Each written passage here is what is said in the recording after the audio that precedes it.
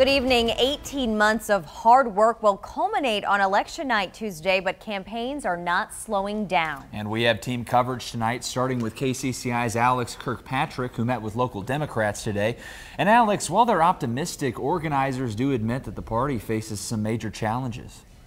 Our democracy depends on each and every one of you. Democrats are fired up because they know every vote counts. Let's get out there and let's win this thing. Democratic candidates filed into Corinthian Baptist Church Sunday afternoon, energizing dozens of volunteers to get souls to the polls. Cindy Axne is running in Iowa's 3rd Congressional District, Deidre DeGier for Secretary of State, Tim Gannon for Secretary of Agriculture, and Rob Sand for State Auditor. I think the biggest challenge, of course, is making sure that we get everybody out to the polls. We have too many people who don't vote in our midterm elections, and unfortunately, we need to make sure that we change that. At your precinct, thank you so much. And over at the Iowa Democratic Party headquarters, volunteers are doing their part to pitch in. Conversations on the door are the most important touch, and every touch that we make with voters just kind of reinforces our message. So there's half the literatures for Cindy. Democrats say they still feel the sting of 2016 when they lost power in the House and Senate. This coming from the state that sent President Barack Obama to the White House twice. But in true swing state fashion, they're hoping Iowa switches yet again from red to blue. We've got a lot of folks hurting in our entire state, and they're hurting in a way that they can't really resolve the issues that are going on. It's going to take representation. Race in Iowa's 3rd Congressional District between Axne and Congressman David Young.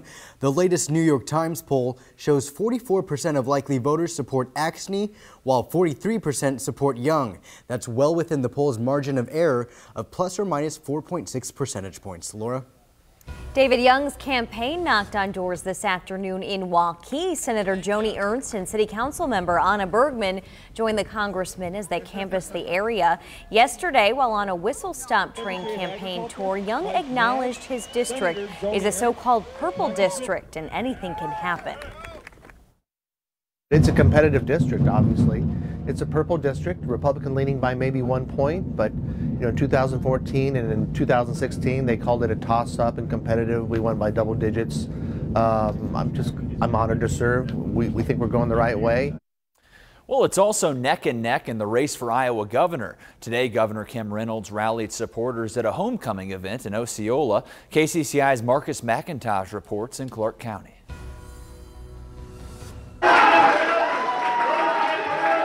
Incumbent Governor Kim Reynolds spent part of her Sunday in Osceola, her hometown, showing up her support and spreading her message in efforts to keep the state's top job for 4 more years. This is just awesome to be back home. A crowd of about 100 people, most who have known Governor Reynolds and supported her for a long time, came out to hear her message. How are you? Good to see you. She was a great mentor to me, a great friend, and I believe in what she stands for and what she's doing for the great state of Iowa. Something Governor Reynolds stressed, also something she does not take all the credit for. This Republican team is cutting taxes, we're growing jobs and wages and opportunities, we're investing in our greatest asset, our young people. The crowd of supporters say this homecoming rally reinforces their support for the governor. She loves this state. She loves the people of this state. She's got the people and the state moving in the right direction. Governor Reynolds told the crowd the importance of voting on Tuesday, urging them to spread the word to ensure everyone is casting their ballots. She says this is an important election and every single vote matters. We knew it was going to be about turnout, and I truly believe it is about keeping the state moving forward. After leaving her hometown, Governor Reynolds made 3 other campaign stops Sunday. Commitment 2018 is not slowing down, it's just heating up. In Osceola, Marcus McIntosh, KCCI 8 News, Iowa's news leader. Governor Reynolds has a very busy day tomorrow. She plans to make 9 campaign stops all across the state. Fred Hubbell, Reynolds' Democratic challenger, and his running mate Rita Hart campaigned in eastern Iowa today. They were at a Marion campaign office headquarters this afternoon rallying support. Hubbell reminded the packed room that in this tight race, he'll need every vote to secure a victory. Hubbell says actually getting people to the polls is his top priority. That's the most important thing we can do right now. If we're going to change the direction of our state, is get the votes out, right?